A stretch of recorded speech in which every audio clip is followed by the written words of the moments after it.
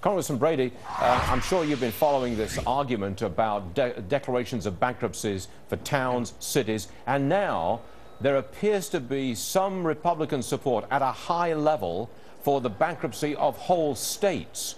Are you in favor of changing the laws, changing the rules, so that a state could declare bankruptcy?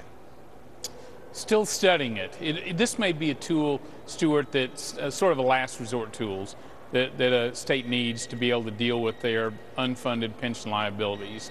But it's a double-edged sword, as we know in business. And so I think lawmakers probably need to do more homework, understand what the consequences are before we rush toward that. But again, at the end of the day, it may be a tool they need.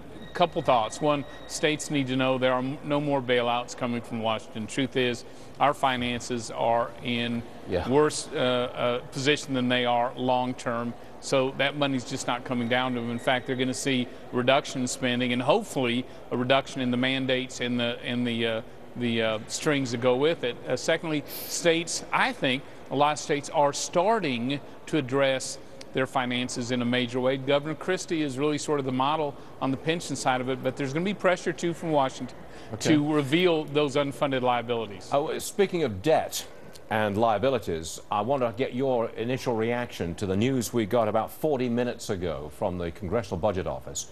The deficit this year will hit $1.5 trillion. That's a record.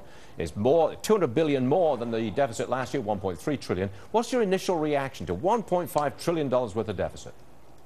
Not only is it staggering, but what a disconnect it is this morning from last night's State of the Union speech. We heard a lot about competitiveness, but overall spending more on this, spending more on this, spending more on that, and clearly we don't have any more money to spend. And while the president gave a nod to some savings, boy, if these deficits long-term, Paul Ryan's response last night was the right one. We really are headed toward a financial cliff here unless we move boldly right now. We can do it, but today's news sort of reinforces it's the saving, it's the spending we need to focus on. Yes, sir. Kevin Brady, Republican, Texas, a frequent guest on this program. Thanks for coming back again, sir. And thanks for that good analysis that we got of that news. That's good stuff. Kevin, thanks a lot, sir.